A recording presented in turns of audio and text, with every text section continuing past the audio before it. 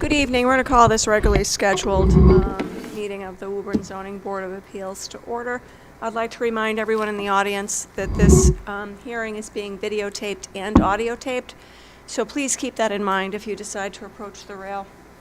To begin our hearing, I'd ask everyone to join me in the Pledge of Allegiance. I pledge allegiance to the flag of the United States of America and to the republic for which it stands, one nation, under God, indivisible, with liberty and justice for all. The first item on our agenda this evening is a continuation from previous month. This is the petition of Winchester Hospital, 345 Washington Street, and Anderson Estates LLC, seeking to modify a variance in connection with a freestanding cluster sign at 345 Washington Street. Did all the members of the board receive the applicant's request for a continuance? Yes. Is there anyone in the audience who is here this evening interested in the Winchester Hospital cluster sign variance? Okay. How does the board wish to proceed with the applicant's request for a further continuance to review the decision of the building commissioner? Make a motion to grant the continuance to the February meeting. Second. Is there a second? All in favor? Aye. All right, that passes. Did we formally choose the February meeting last month? No, No? Lindsay said Well, let's no. do that now. thank you. There is a calendar right in your drawer in there if you need it. Mm-hmm. Okay. Well, I'm sure someone's going to pull up their calendar. The third would be a Wednesday. The third Wednesday is the 18th. 18. Yeah. So we have at least one conflict with the 18th.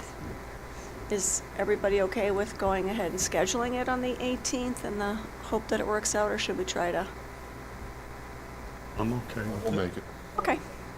All right, then our next hearing will be on February 18th, and that's when we will address the Winchester Hospital petition.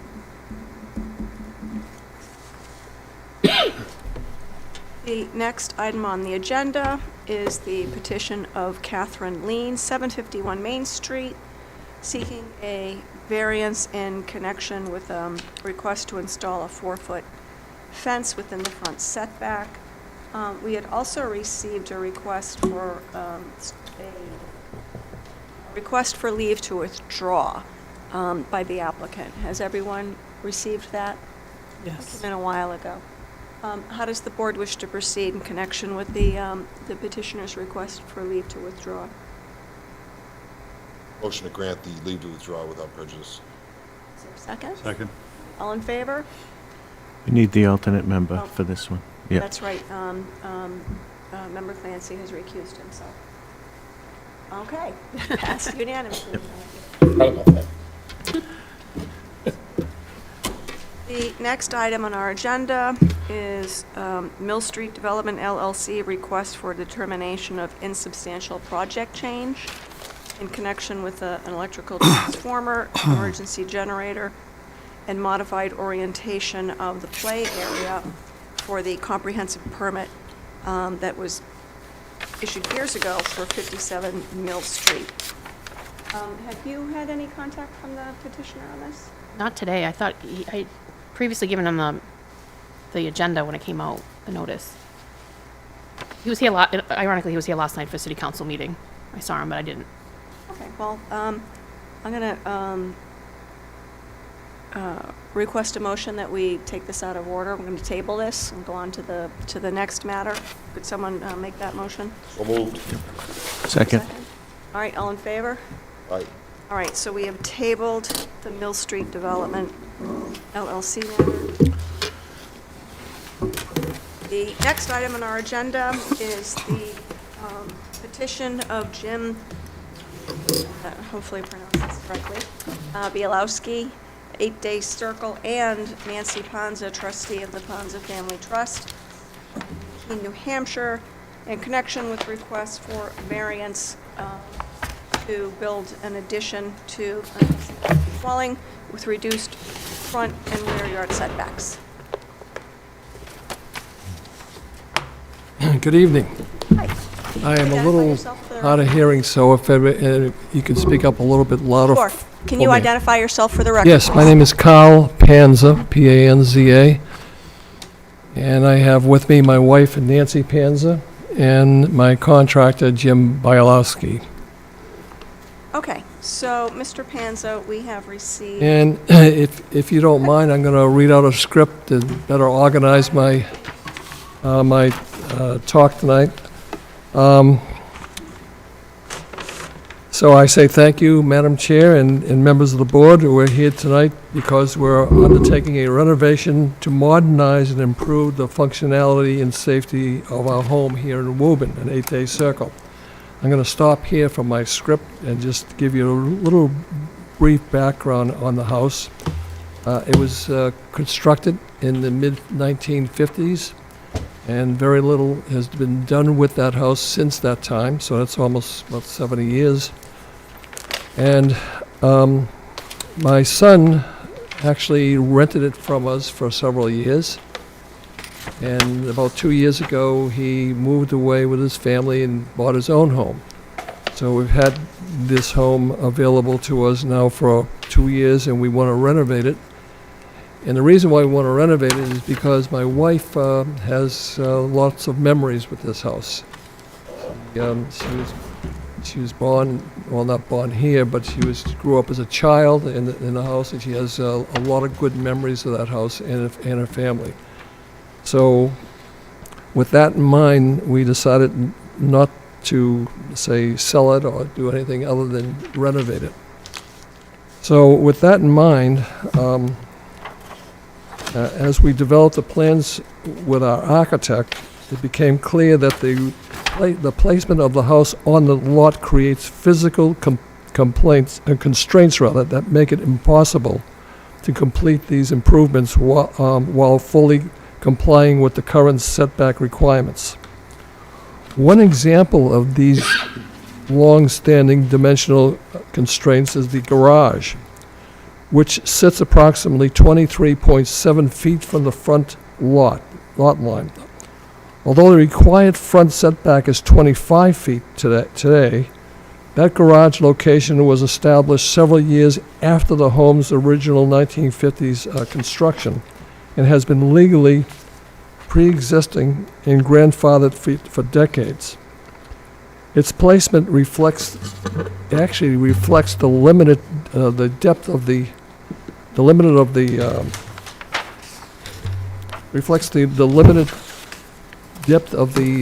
lot and the same physical constraints we are dealing with today.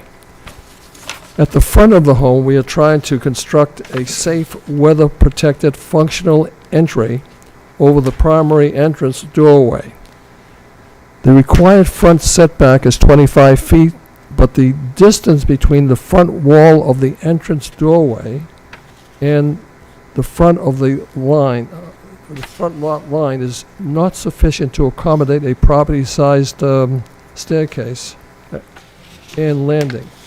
Working with our architect, we laid out dimensions needed for a safe and practical entryway, including adequate footings, space to remove wet shoes, and basic weather protection.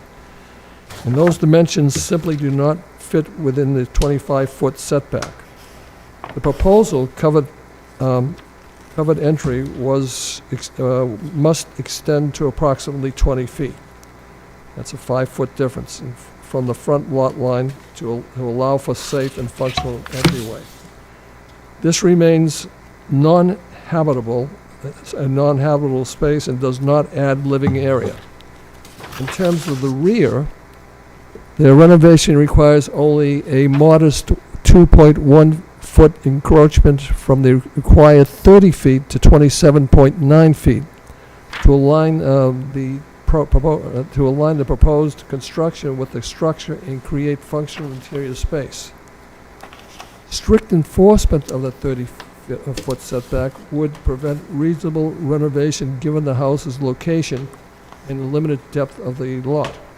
In both cases, the relief requested is, we believe, minimal and maintains the character of the neighborhood and does not create any detriment to abutters or the public good.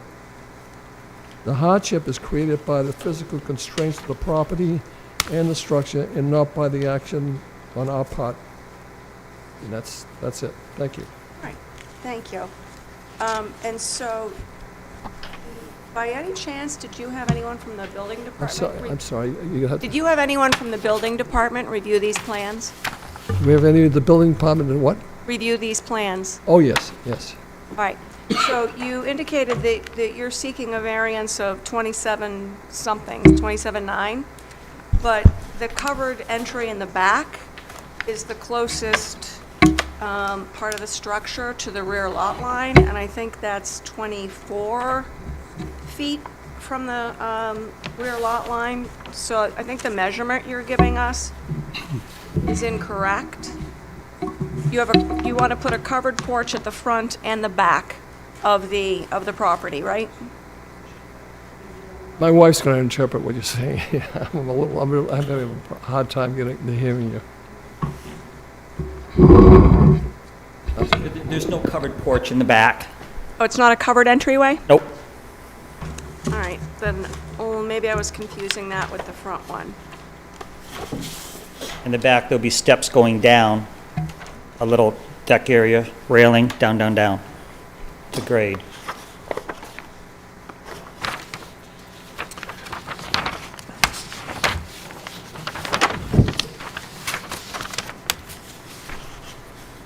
I'm confused, though, because I'm looking at A-2.5.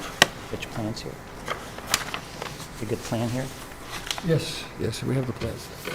Go to- All go right, to- so could you look at your Go to your plan architectural A-2.5? No, no, no. Oh, you mean architectural plans, okay.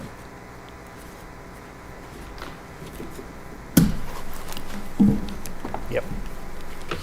2.5.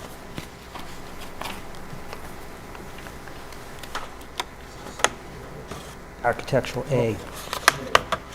Mm-hmm.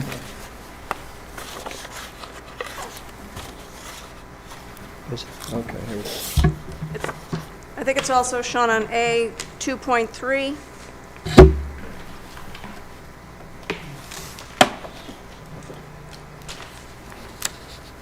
Mention A 2.3. Yes. Okay. Wait a minute, let's go to All right, doesn't that show I'm looking at the proposed rear elevation, doesn't that show a covered little Yeah, porch? okay, you're correct when you said covered, right. I'm thinking enclosed, but there is a roof over that for the plan, yes. Okay. Yep. And so because you want to have a cover over it, then it's subject to being measured Okay, so, for the rear setback. because of that cover. So the two cover, I'm just going to call them covered, Yep, we'll call them covered entryways, okay? Sure. Can we agree on that? right. So the size of both of your covered entryways would put you in violation of the current zoning, correct? Yes. All right. Now, Just on that, Madam Chair, if I may, the front covered entryway would appear to be a special permit. you read my mind, Mr. Parrish. So, as you indicated, the garage does not comply with the current front setback of 25 feet. This is a non-conforming lot. The lot is undersized, it doesn't have enough frontage, so it's not surprising that you're running into issues when you're trying to enlarge the house that's already on an undersized lot. Because the garage already violates the front setback, the board would have the ability to grant a special permit if it so chooses in connection with the front entryway, okay? In order for the board to issue a special permit, we need to find that this is a pre-existing, non-conforming structure. And it clearly is, because, as I said, it's on an undersized lot, it doesn't have enough frontage, it currently does not comply with the side setback, although it did when it was constructed in the 50s, and it does not currently comply with the front setback. So you are not creating a new problem with the frontage. There's already a problem with the frontage, and that's what gives the board the ability to decide whether to issue a special permit. Okay. Now, that's very different from the relief you're seeking in the back. So your existing house complies with the rear setback. And now you want to not comply with the rear setback, and that's why you need a variance. So for the board to grant a variance, we need to make a finding that there is a hardship that relates to the real estate itself, such as shape, soil conditions, topography. This is a flat lot. So what is the hardship that you are relying on as a justification to not comply with the rear setback? Well, the hardship, according to us, is the fact that it's such a small lot that it's very difficult to maneuver anything around. In fact, our architect even said that. In fact, we're not only non-compliant in the on the grandfather in the frontage area, but we're also non-compliant on the side of the garage as well. Yeah, but that has nothing to do with the rear lot line. But the fact is, since it's been non-compliant in the first place, because we didn't have enough room, the garage was added later on, and so they were unable to make a garage there because of the fact that the lot size was so small. I don't know, they probably could have put it on the other side. There's plenty of room on the other 30 feet, but whatever, it doesn't matter. We are where we are. Yeah, that's the way that the whole house is, Sure. constructed. Okay, but again, because you have a covered porch on the back, you're asking for a variance to 24 feet, 10 inches, not 28 feet, because the measurement goes to that covered porch.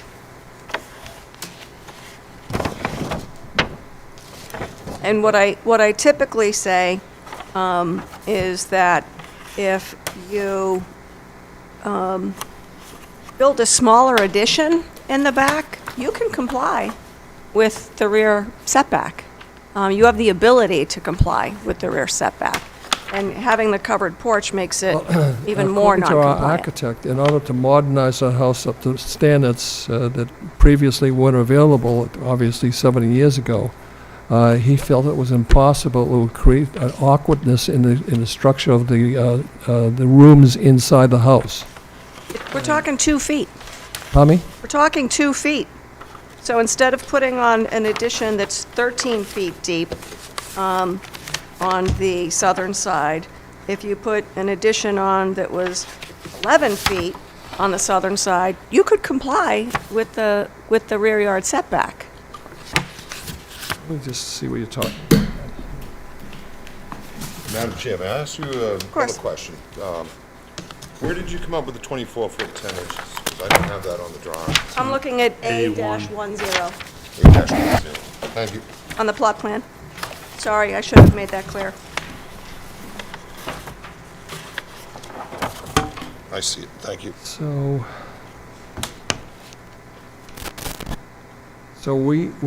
you're talking about the rear now, correct? Yeah. Yeah, and the compliance here is 30 feet. We're at 27.9 or something like that. Well, the plan I'm looking at, although actually this one's not certified, so I was just gonna say, I've got hold two on a plans. sec. Yeah, Madam Chair, if you look at the site plan surveyor, it's, Because of this covered doesn't area even have here. a dimension. This dimension, it's this dimension. Correct. Actually, Right. the Covered, inverse. that's what she's saying. Right.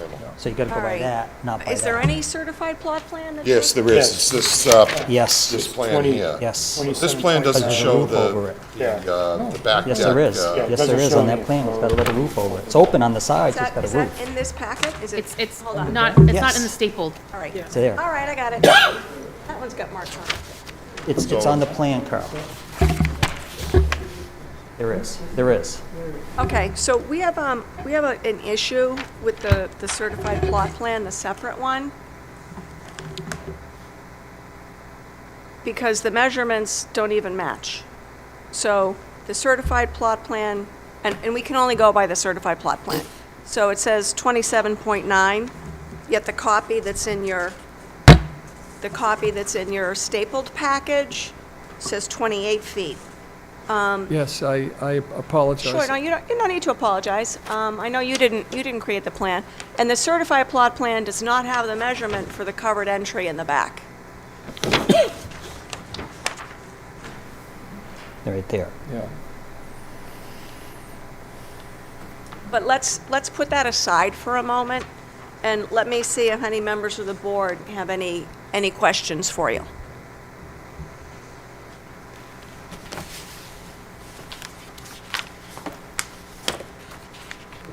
Just one theoretical, along the lines of what's already been said. The way that addition is situated, and if, just theoretically, if it were moved out 2 feet as you're looking bird's eye view on the right side, and probably moved back 2 feet on the other side,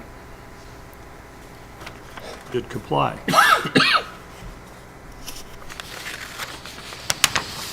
On the main structure, I should say. Now, as far as the covered area, that's another issue. That one is, if the non-certified plan, the site plan is accurate, 24 feet, 10 inches. So, I mean, that's where the biggest encroachment is. So what's the question again? I'm sorry. I mean, the covered area is something that, you know, has to be dealt with. But the main structure itself, assuming that you came up with a different entryway, you could comply just by reconfiguring the main addition.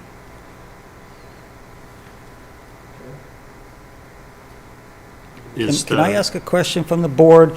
Is the fact of those steps going out and the fact that the architect did indeed, you're correct, put a pitched roof for water drainage over that, if that roof wasn't there and there's just steps open, does it then still encroach? I don't believe so, Yeah, but I'd want you to check with the building department. right. And on depending, then also there's an issue with the height, too, of the, Ridge? no, not No. not the roof, but the height of the steps. And I'm sorry, it's been a long time. Well, I mean, you could have a railing, right? Since But I've you- thought- it's yeah, the roof but that's in but question?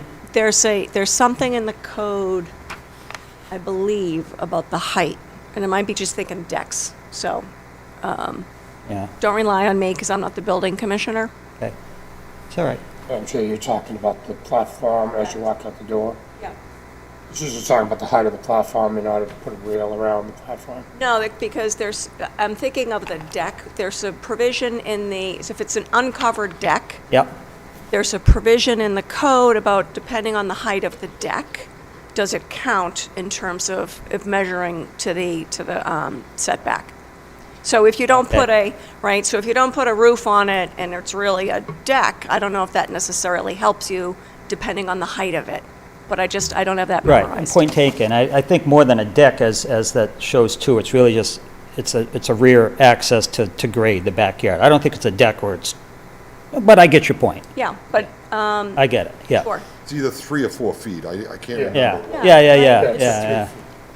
Okay, okay. So let me ask, is there anyone in the audience who cares to be heard in connection with the noticed request for variances at 8-Day Circle? Come on up. Hi. Arlene Cullen. I'm at 10-Day Circle right next door, and I think it would be nice to see improvements in the neighborhood. So, see another improvement. All right. So I'm thank for you. it. Thank you for your time.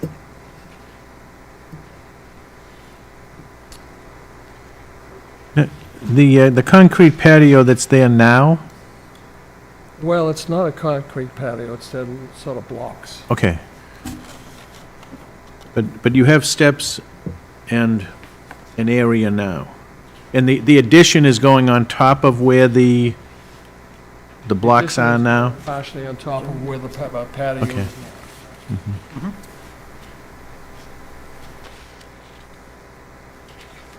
It is concrete. Concrete blocks. Like pavings, pavers? Let's talk about the front. So the standard for a special permit, well, the standard for a special permit is much more lenient than for a variance. So, for the board to vote to allow you to further encroach on the front yard setback and go beyond the plane of the garage, we would need to make a finding that the proposed addition to the front is not substantially more detrimental to the neighborhood than the existing status. And I don't know if any of the board members have any question or feedback on that topic. Bear with me one second. I'm just thinking that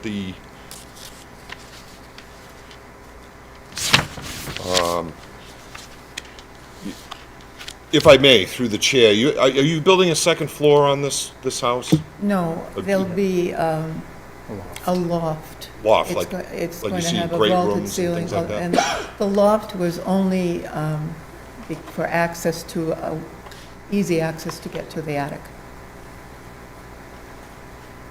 So will there be a stair entrance up to the attic space? Yes, rather be, Is there a pull down now? rather than have a pull down, which is not safe, we're having a staircase, a loft in the open concept area, Yeah. and a staircase to the loft, very small loft, with a door walking into the attic. And is that attic space going to be finished space? Is it going to be living space? No. There's no entrance that I could see on the plans into the basement from the outside. Is that correct? It's from the garage. I think, You have an interior access now, of course, but you don't have a bulkhead. No, we don't. no, All right, now I didn't see a bulkhead on the plans. no, there's no. So again, the only access to the basement is going to be interior access? No, you go right down your stairs you have now, yeah. Okay, so there's no exterior. No. Okay. Well, I was just wondering if they were building let's say, a second floor on there, would they need a special permit if they're going straight up? Because this lot size is small, would they need a special permit for that as well? That's a great question. Right. Because they are increasing and I had noticed kind of like the cathedral ceiling kind of, set up, and the new windows are going to be higher to let light in The skylights. to that space. But, yeah, technically, anytime you are expanding, so you're making it looks like the exterior walls are going to be taller, like it's a bigger structure. It's going to be 8-foot ceilings. What are they now? Existing walls are staying. Yeah, the existing walls are staying, yes. Yeah, right. Yeah, but you're going up, right? Is Is the height of the roof going to be higher? Yeah. Excuse me? Yes. Okay. Yes. So Mr. Parrish makes an excellent point, that in and of itself requires special permit relief because you're putting, you're adding on to the non-existing structure. So you're adding on front, back, and also vertically. So thank you for pointing that out. But again, the standard for a special permit is if the board finds that the proposed changes are not substantially more detrimental to the neighborhood than the existing structure. Do any of the members of the board have any feedback on that? I was just going to say, I have no problem with the front entrance. It's much in the same mode as several other houses on the street, some of which are even closer setback, closer to the sidewalk, I should say. So I don't see it as being any detriment to that. All right, so. That's speaking just to the front. Sure. So the other issue related to the special permit is that you haven't asked for a special permit. Your request for relief is for variances for the front and the back. This has happened many times, and if you would like the board to treat this request for the addition on the front as one for a special permit under the more lenient standard, we have a practice of doing that. But it's something that, I can't tell you to, change your request. That's something you need to kind of think about and let us know, and you don't have to do it now. But if you do want to convert the request to construct the front entryway into a request for a special permit, we have a form that we would ask you to sign. Have it right there. Excellent. Can I just backtrack to Sure. the basement? Yep. About the bulkhead or lack thereof? Mhm. We have planned for the future, if we ever did finish the lower level and wanted to put a bedroom. Yeah, they look like there's 2 bedrooms down there based on the plans. So we have the entry, I don't know what the name of it would be, but so that it has egress. The emergency, the properly sized windows. Right. Yeah. So, I just wanted to point out that. Okay, yep, thank you. Now, this special request we fill out, but do we have to come back to you again, or today? No, we could address it this evening, but honestly, I think because we can't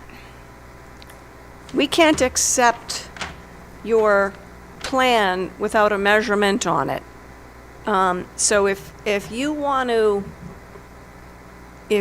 the board to vote on your request for a variance for the plan that's got the covered porch, or covered entryway, I forgot what we agreed to call it, you need to have the measurements on there, because any decision that the board makes is based on the plan. So without a certified plan that shows the measurement, I'm not prepared to vote on anything. And the reason we do that is so that the building commissioner knows exactly what's been approved. So if this gets approved, he can then tell that you're complying with what has been approved, because we wouldn't want to say, oh, the board, theoretically approved a 24-foot setback, and then the building commissioner gets there and you've gone back, to within 16 feet. So we need the measurement on the plan, both for our decision and for the building commissioner to know whether you're complying with any decision. Does this come from the survey or the architect? That's the original plan. This is the- My belief, and anyone else can kind of pitch in, my belief is that you're going to have to come back next month anyway, because your plan is not sufficient for what you're asking us to do. And let me be really transparent with you about my view of the variance request. I don't believe you meet the standard. So I would not vote in favor of it. You need 4 of the 5 zoning board members to vote in your favor to get a variance. And I don't know if anyone has any strong feelings one way or another, but I at least want to let you know how I view it, just to be transparent. So. Well, the only thing I'd say about that is that, and I don't want to sort of finger point, and I'm still not doing that, but if you travel through Day Circle, I can assure you that over the years, many of the homes have had variances to me, Sure, we just had a special permit a few months ago for a very large house, a knockdown and rebuild on Day Circle. Yes. For, the biggest size house that they could put on that We lot. went by that house. But they did it via special permit. They didn't need a variance to do They that. need a variance for the front and the back? They had it was a request for a special permit, and it's a more lenient, it's a much more lenient standard than the variance. And why is it, again, if you don't mind, that we are asking for a variance rather than a Because special your permit? existing house complies with the rear setback. you're like good to go. So even though it's an undersized lot and, you know, there's not enough frontage and it doesn't comply with the side and it doesn't comply with the front, you comply with the rear setback. So if you then want to violate the rear setback, you need a variance in order to do that. So that's So what the they law took- That is. was a tear down, so that's why, The other house, so that giant house, was all via special permit. because it was empty lot, basically. Because Met all they, the dimensions. yeah, they could fit that very large house within the current setbacks. Really? Yeah. And I So- think actually, my memory is, was the only, I know you're gonna. I think the only No, I didn't want to get something clear here. Okay. non-compliance was the front, right? They didn't have 100 feet of frontage. Yep. Yeah.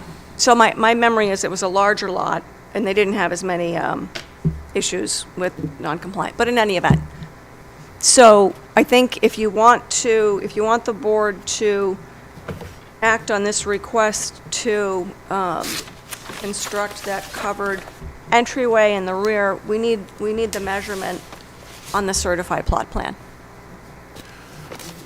No, it's just, that's fine, Madam Chair. So just for clarification, I can share with them, the special permit in all likelihood would apply to the front, Yes. correct.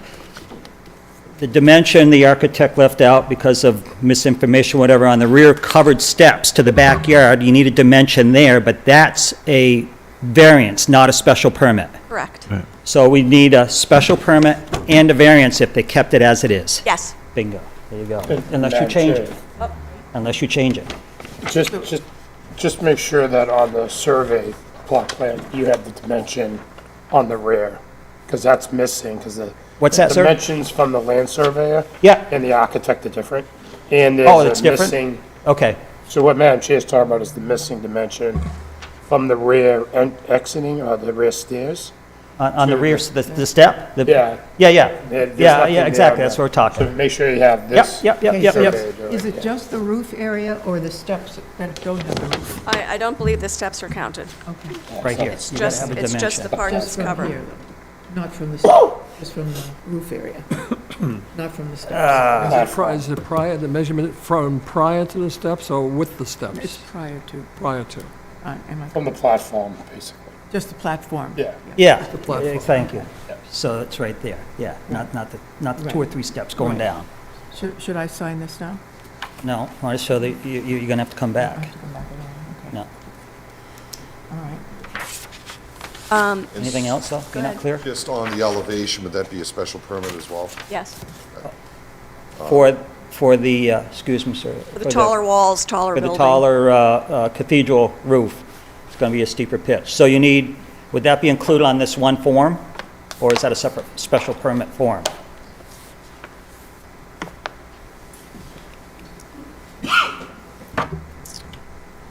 I think it would just be one special permit for the front porch and the second, Okay, and then it'd be variance for the back. gotcha. Yes.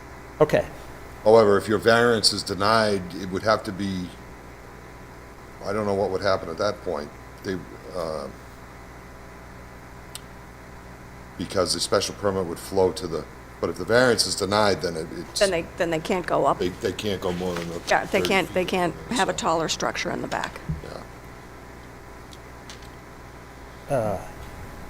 yeah, if the variance is denied in the back, you have a special permit for the For the front, front and for the roof.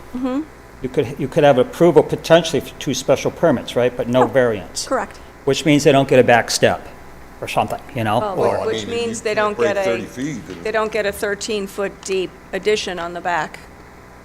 Right, right, Depending on okay, what- okay. Yeah, depending no, on what the point- board- Point taken, right, I see what you're Right. saying, yeah, So- exactly.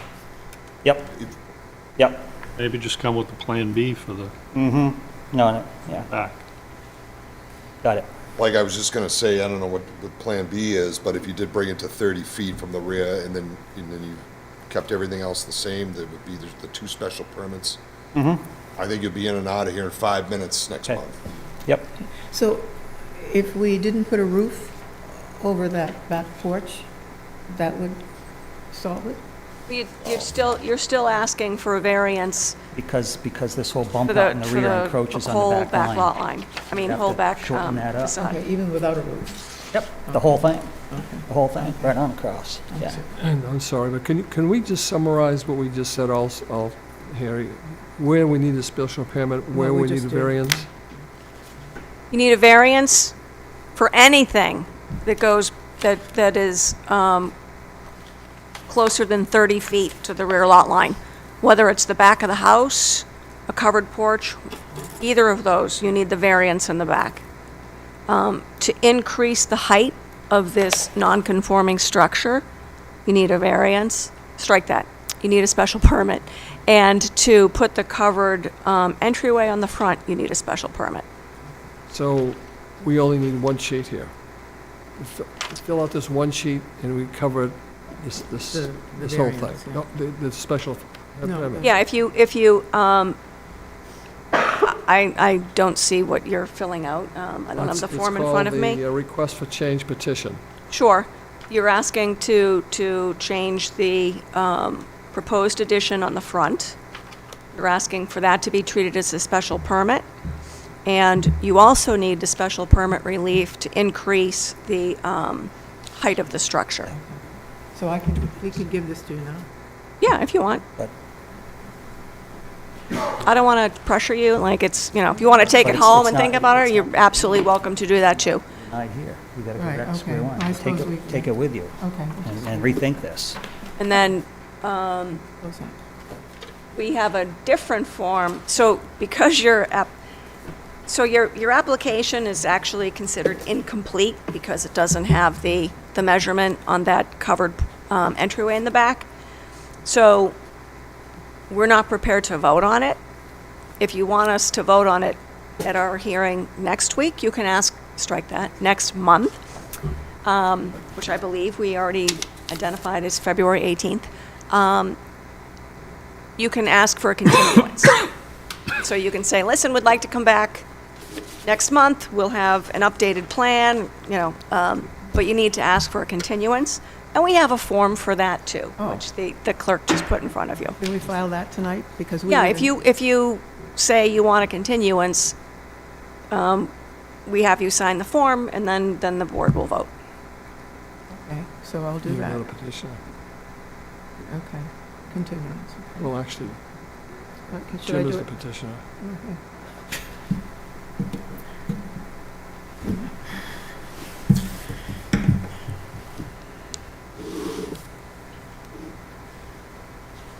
Sure, what's that?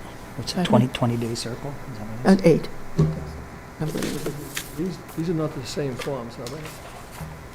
No, they look very similar. They're two different forms. One's for the continuance, as the chair said, and one is the request to change your request for application from a variance to special permit. The second one I gave you was for the continuance. Just a final thing too, I don't know if it was mentioned, but you probably want your plot plan to match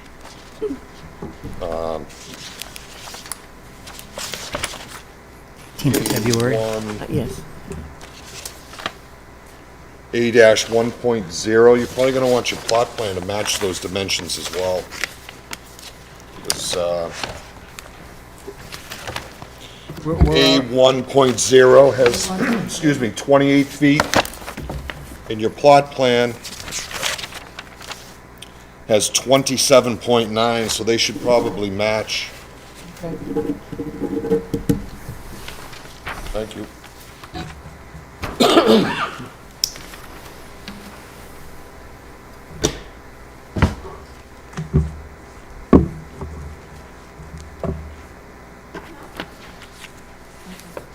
All right, how does the board wish to proceed in connection with the petitioner's request for a continuance?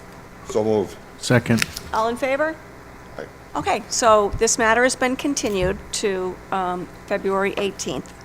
And it would be really helpful to the board if you don't wait until February 18th to submit any documents to the clerk's office, because we all prepare for these hearings in advance, and it's very inefficient when we show up And we're like, oh, here's the stuff that we asked for a month ago. So if you get them back earlier, please submit them earlier so that we have a chance to review them in advance. Okay? One last quick question, Madam Chair, but as the petitioner trying to help the Pans is, if there's a conflict or I'm out of, they certainly can represent themselves at this next hearing, right? I don't necessarily have to be Absolutely. here. Yeah, or anybody else they'd want to bring along that's privy to it. Okay, perfect. Yep, good, Okay. thank you. All right, then. All right, we'll see you next month. Okay, thank you. Thank you. All right, take care. I'd like a motion to revert back to the agenda and take up the matter that was tabled. Second. All in favor? Aye. All right. So next up is Mill Street Development LLC in connection with the request for a finding of insubstantial project change. Welcome. Good evening. Thank you.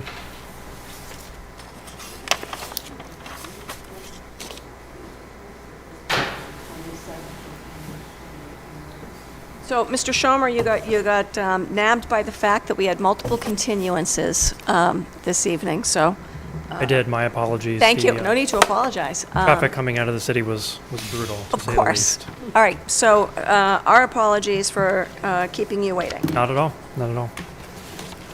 So, we have I've made a complete mess. We have both the December 10th and December 17th communications about flipping the playground, moving the generator, and can you remind me, because there's a reference to the transformer box, and as we sit here tonight, I don't have any memory of discussing that in the past. Sure. So the third item, Madam Chair, is the electrical transformer. Mm-hmm. And if you go to my December 17 letter, page 1, there's an exhibit on that page that shows 3 items circled in red there. Yep. The top left corner, that's the electrical transformer.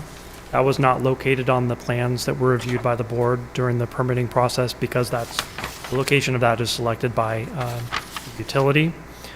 So that's where that's been located. The generator is the second item, sort of in the middle of the plan. Yep. That was also not shown on the previous plans, but on the construction documents that were filed with inspectional services, it was initially thought that that would be located behind the building. Correct. Utility also didn't want that to be located behind the building due to access concerns with that. So they required it to be moved to the front in that location that's highlighted there. Putting it there required us to turn the tot lot, the Sure. playground area, 90 degrees there. And when did that all happen? That was towards the end of construction. Those are some of the final things that are done, installation of the utilities and energizing the building. And at that point, it came to our attention and to ISD's attention that the changes here had not been reviewed by the board, and specifically the generator location being a principal concern that ISD had. As to the nature of that as a non-building structure, since it's an enclosure. So we had some correspondence and communications with the building commissioner, and I understand that he communicated those discussions to you, Madam Chair, and upon which we realized that we needed to file with the board for notice of these changes. So we went, our understanding was that the building commissioner was not concerned about the transformer or the tot lot, but primarily with the generator. But we wanted to make sure that the board was aware of all 3 changes, so we included notice of all 3 in the letter. And then, so sticking with the December 17th letter, on the second page is figure 3. What is figure 3 taken from? So figure 3, Madam Chair, that is an excerpt from the construction documents that were filed with ISD for building permits. So at that point, it was thought that the generator and transformer could potentially be located in the rear of the building, next to the retaining wall that's alongside the interstate layout there. that was determined by the utility not to be a viable location because of access concerns. All right, and when were the building permits applied for? That I would have to look in my files, Madam Chair. That would be, if I had to guess, I would say 2020, 2021. I was gonna say, it was a while ago. It's right? been a while, yeah.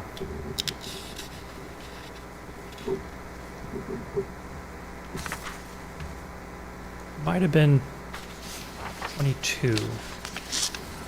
I remember we were before the board for the blasting after And the height of COVID. getting back to when the utility provided its input, you said at the end of construction? I don't have the information of when that was communicated, Madam Chair. I know that they were done, they were installed actually towards the end. Sure. Do you have anything in writing from the utility expressing any preference about the location of the transformer box and the generator?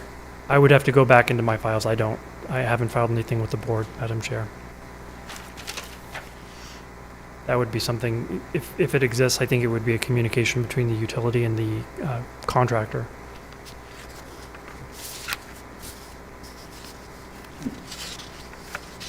Which contractor, do you know? That I don't have off the top of my head. I apologize.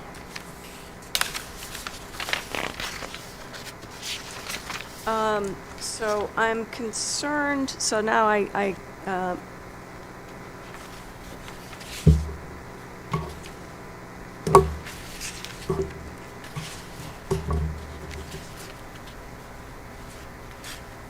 how does the location of the emergency generator impact the snow storage plan? I think you've stumped me again, Madam Chair. Yeah, that was going to be my concern. So we spent, I have distinct memory of talking about the transformer being located over by 93, and the board saying, that's great, keep it away from the neighbors. Yeah, we would prefer that too. We spent a lot of time talking about the snow storage plan. And my memory is the snow storage is along, in the green area along Mill Street. I don't have my, I didn't keep my files on this once the comprehensive permit was granted and after the decision was prepared. But the meeting minutes, I mean, I can't tell you how many times we talked about the snow storage plan. And now there's this enclosure in the area that I think is the primary source of the snow storage plan. So I really wish that someone had brought these things to the board's attention back when they actually happened and not years later.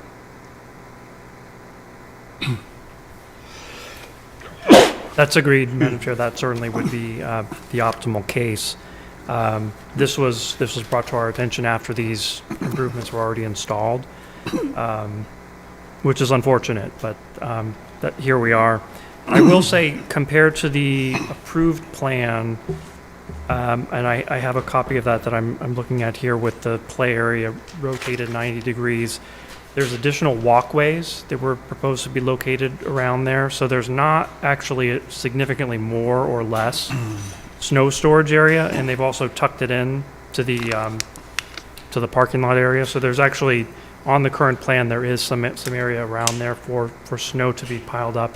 But for a site like this, in most cases, if you're talking about snow events that require significant moving of snow, the developer would truck the snow off-site, and that's Yep, what we they're... discussed that too. Mr. Sparagus, we're very happy to see you. Good evening, members. I apologize for my... No need. It's almost perfect timing. Barajas, not to put you on the spot, but I'm going to put you on the spot. Do you have any memory of the snow storage plan for this site? Yes, the snow storage areas are shown on the landscaping plan.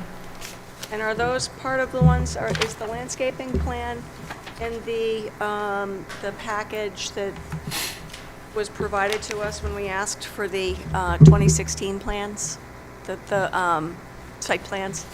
Yes, so they are included on the landscaping plan, on the 2016 plans. It's also on the construction drawings that were issued as part of the building permit. Madam Chair, that would be drawing C10. Thank you.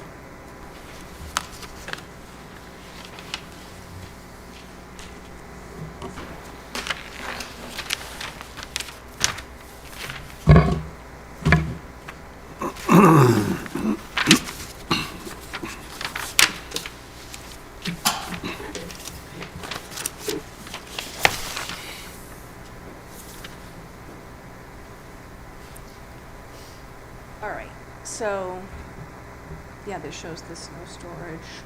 Let me just.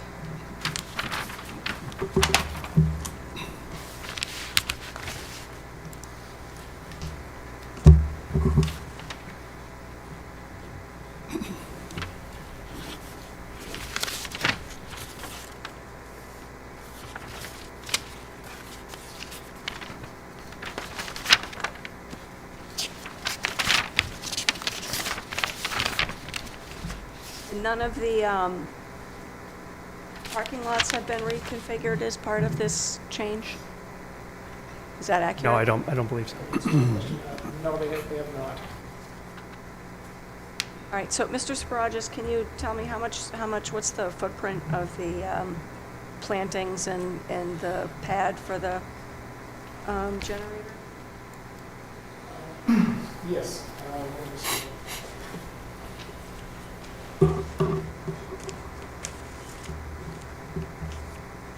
So let's talk about landscaping first. All of the landscaping that was proposed to be planted in the area around the play area, the emergency generator, all of the plantings that were approved were planted, and then we added 5 additional plantings in front of the generator. So from a landscaping standpoint, we ended up with 5 additional shrubs, but all the trees and shrubs that were shown on the approved plan were planted in that same area, just slightly reconfigured. Okay. And for the pad itself, the emergency generator pad measures,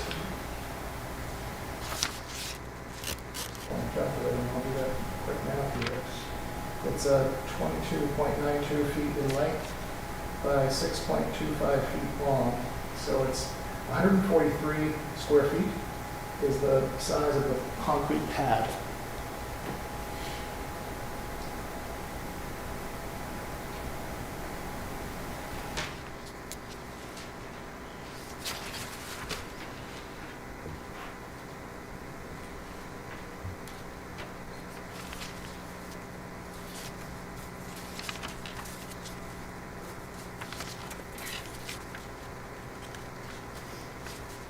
Just on the plantings. I'm sorry. Yeah, no, go ahead. Just on the planting, will they grow up and kind of block the emergency generator out a little bit? Yeah, so the emergency generator, when you look at its height, it's just about 6.5 feet tall above the concrete pad. And I chose the honey-made holly shrubs purposely. It's an evergreen, that's the variety of the holly shrubs.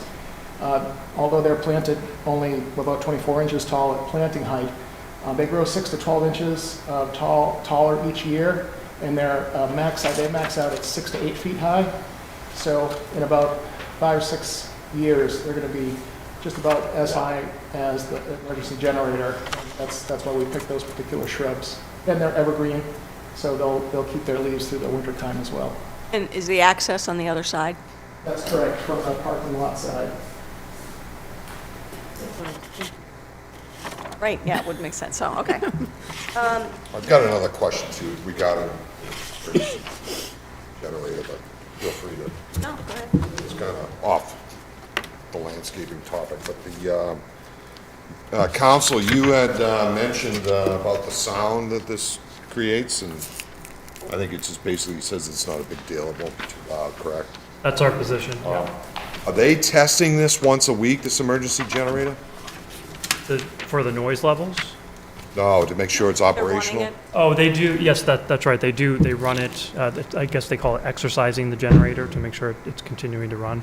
I think believe we it's had once a week. on a separate, on another 40B, we kind of locked down when they were gonna do that. I think maybe every other Friday, they'd run it for an hour just to make sure. They'd have a window where they could test it. Is that something that you might be able to implement into?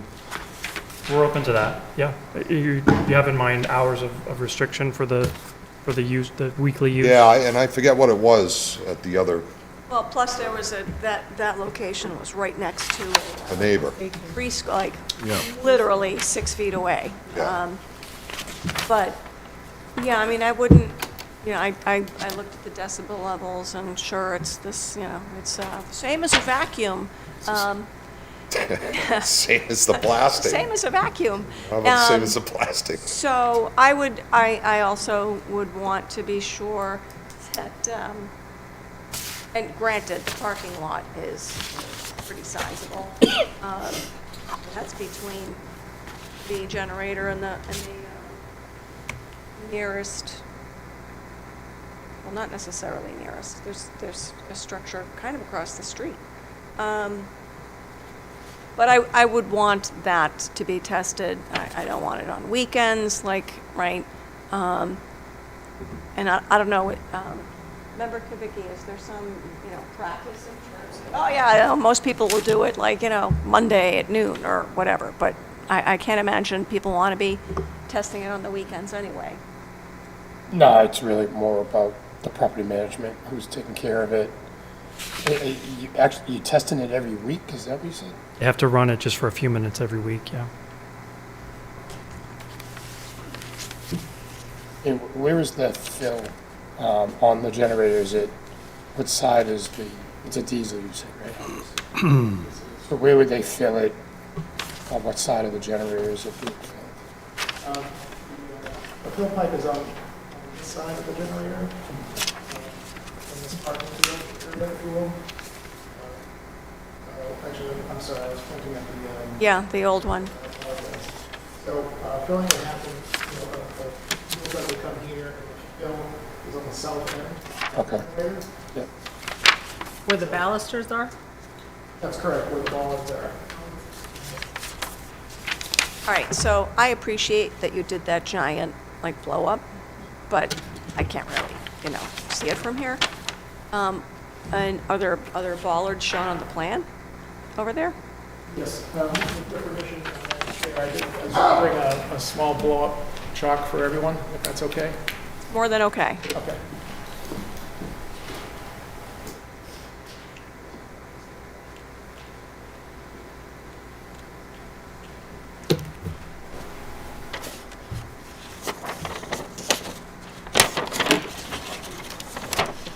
Much better. Thank you.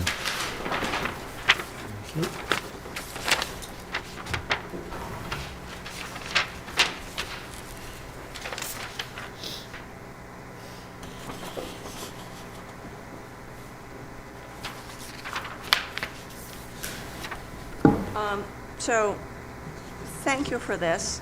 The area that's denoted landscaped area, that seems to have one bush on it, is that, I think I saw a picture, it's like mulched or something? Yes, it's I used, did I color it in green on your picture there? No, not here, but, Yep, so in front of the generator, where I show the green color on this plan here, is a mulch bed with the 5 shrubs planted in front of it. It's on that second page of the letter that Attorney Schreiber submitted, which is a nice picture of it.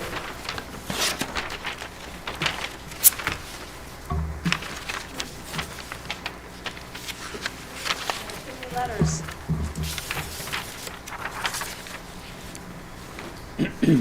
Okay, so is that area, that landscaping bed, thank you you gave me the measurement for the pad, but what's the measurement of the whole landscaped area with the pad? and the bollards. So none of this is going to be available for snow storage. This whole area enclosed by the bollards and the landscaped area. That's correct. Front of the emergency generator, where the panels open up and need to stay open, that's the area between the bollards and the unit itself.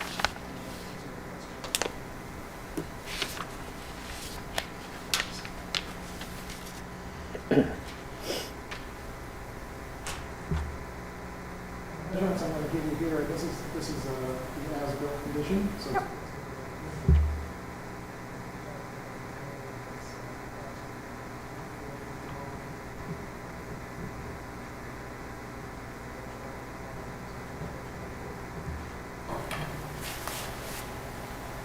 What are the measurements of the playground? Playground measures, if I remember right, 40 by 20. 40 by 20? It's a good backyard rink. All right, thank you for that.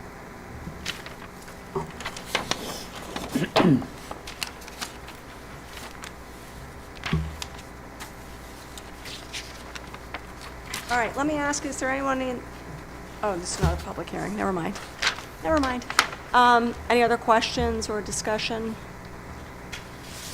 All right, what's the, so,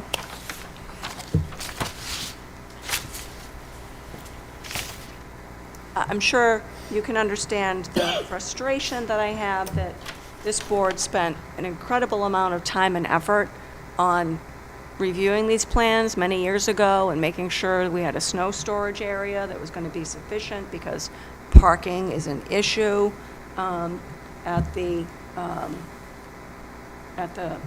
that location, and it was a primary concern of the board.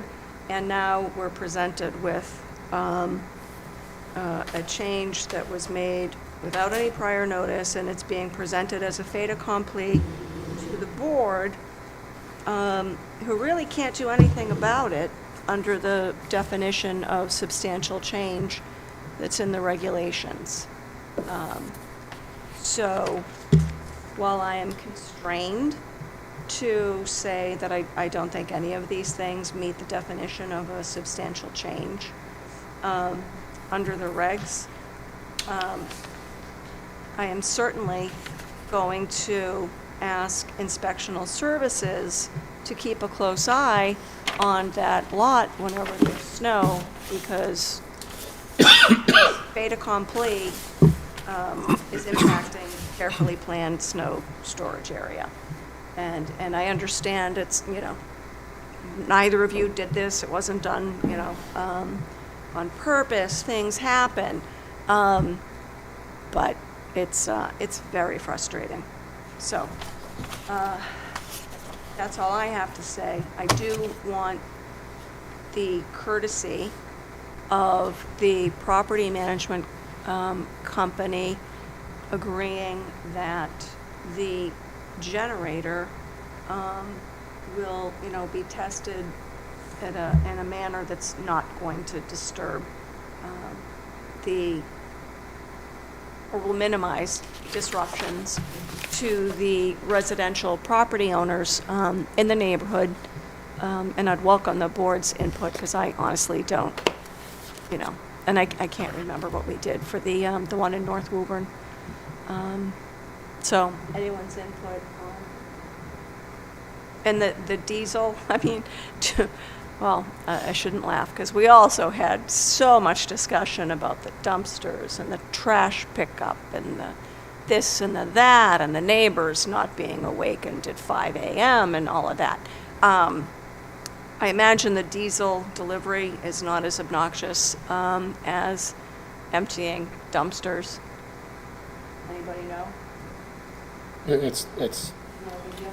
that's the reason we asked for the decibel levels, so I think that's pretty normal, the decibel levels, and probably within the, I don't know what the Woburn decibel levels are, that's legal, but I would guess that it's within the 70. Yeah. Pretty much what's. Yeah, I think our ordinance just talks about That was a different 40B where we were talking about the decibels of the rock crushing operation. So, anyway, go ahead. Just one lingering question in my mind, I didn't see, was the square footage updated for the snow storage? I think the old version was over 10,000 square feet of storage area. Do you know, has that changed?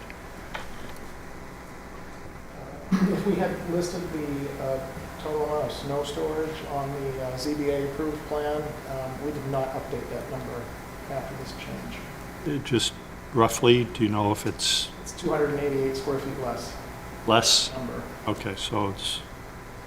all things being equal. so Yeah, it's- and then we also had a height restriction, I think, like that the piles of snow could not exceed,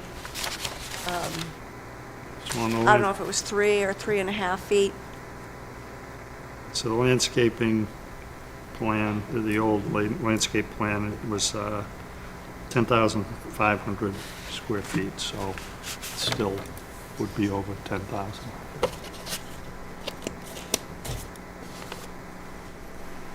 So it's only 288 square feet less. That's right. Okay. That was the area of the concrete pad and the additional landscaping. In the area included, enclosed by the bollards? Because you can't be piling snow in there and then expect that a bobcat's going to come take them out. Right, so that area that I just described is only the area that's the footprint of the pad. It would be a larger area if we went out to the bollards, so I can update that number. Yeah, please.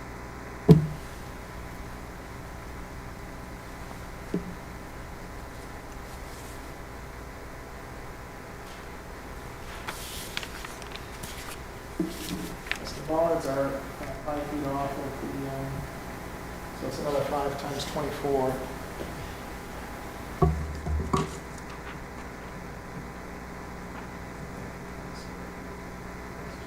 Is 408 square feet less.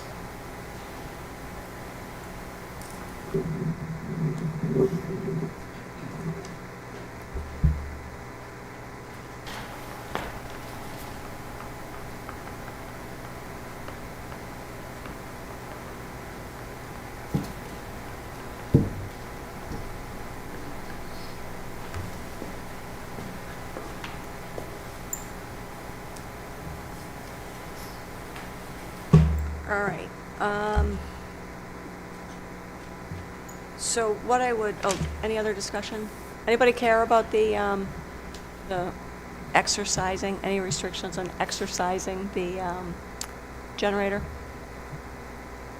Well, I would just say just during the day and normal business hours of, I would think if the phone calls were starting to be made here to City Hall about complaints or something like that, someone might reach out to you or,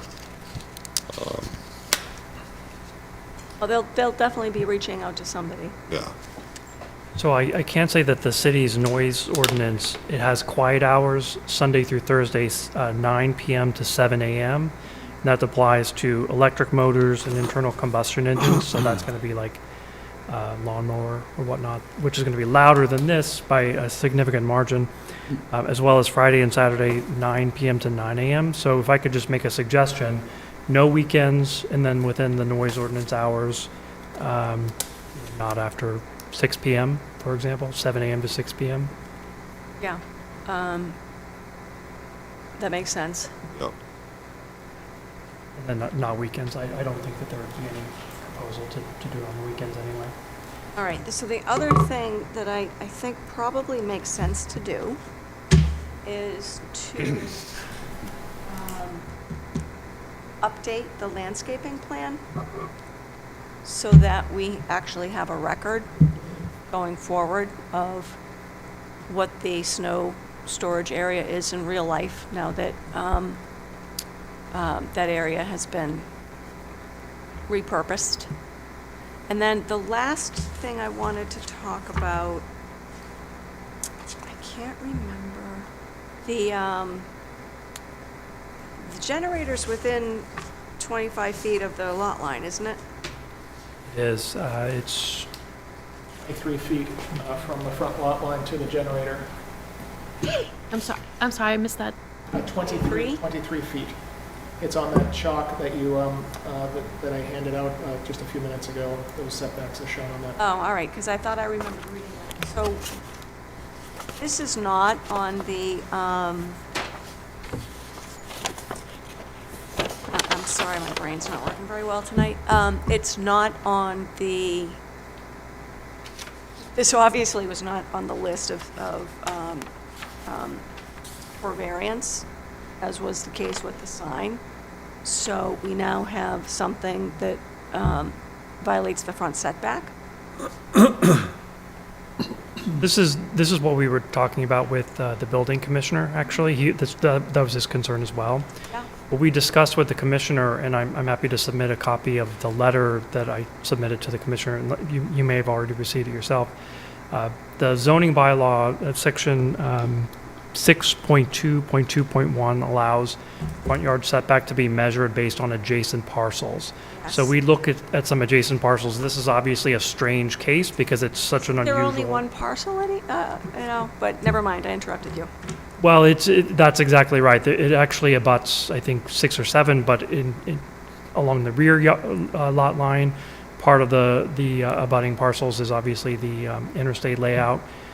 So we looked at some adjacent parcels, including ones across the street and ones that are directly abutting. And based on that, we came up with an approximate average area setback of 21.2 feet, which takes into consideration some significantly larger setbacks of adjacent structures, residential structures, as well as some closer ones with the Mill Street development across the street.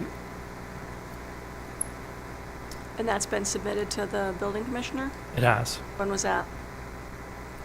That was December 3rd.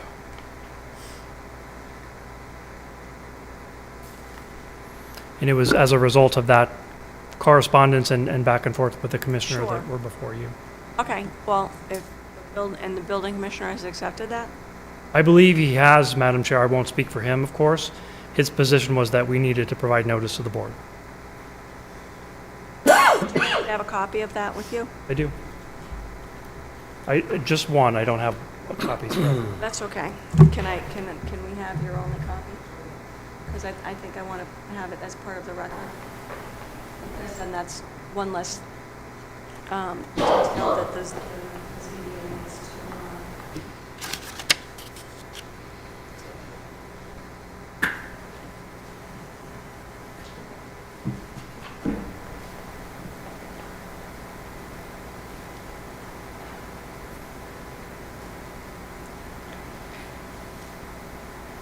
When you did this math, were you counting all the were you looking at all of the separate parcels that used to exist?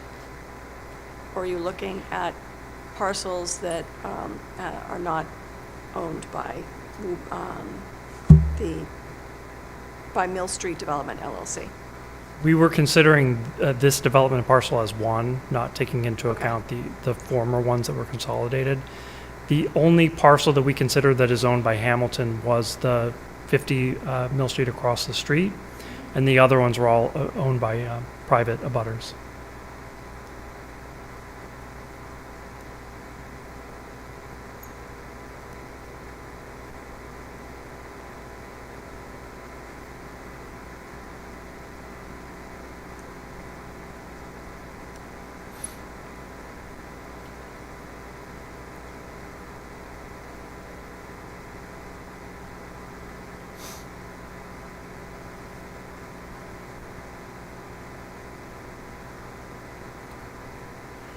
Yeah, so the comprehensive permit did not give a blanket waiver from the front yard setback to anything built on this property. It was only for the sign. Right.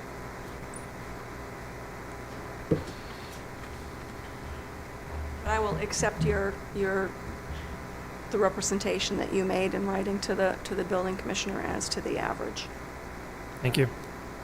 Okay, so, Any other discussion or feedback?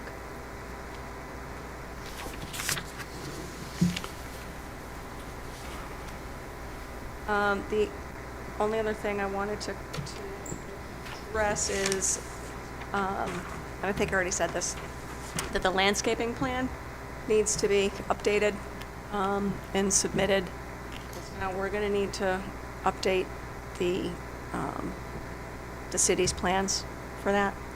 Madam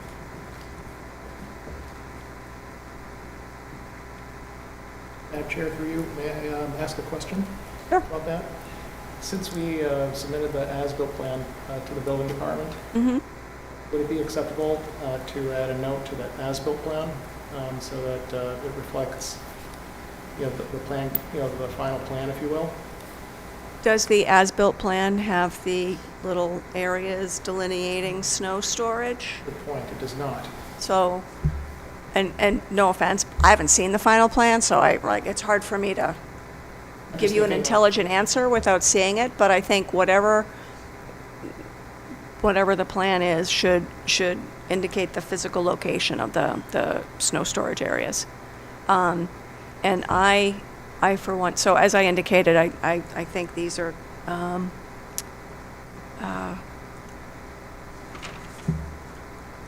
insubstantial changes under the definitions of the regulations. But I would propose conditioning a formal vote on that with the updating the landscape plan to reflect the real current location of the snow storage area. How does the board wish to proceed in connection with this request for a finding of insubstantial change on the comprehensive plan? So moved. Second. And would, Parrish, would you be willing to amend your motion to include the condition that the Mill Street Development LLC is required to update the landscape plan to reflect the current location of the snow storage areas? So moved. And accurate square footage. Yes, and did you hear that, Mr. Sparagus? And accurately reflect the current square footage. So moved. Second. All in favor? Aye. Okay. Very much. Would you, Madam Chair, would you like me to, apologize for... No worries. Speaking over you. Would you like me to write that up as a draft decision for I your use? would very much appreciate that. And Mr. Sparagus, really, it was just about perfect timing, so thank you for coming. Thank you very much for your time. Thank you.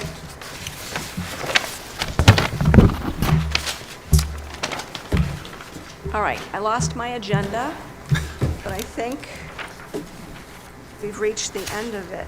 Yeah, you do not have minutes, just to let you know. That's right, we do not have minutes to review, so we're going to skip over that. Yes.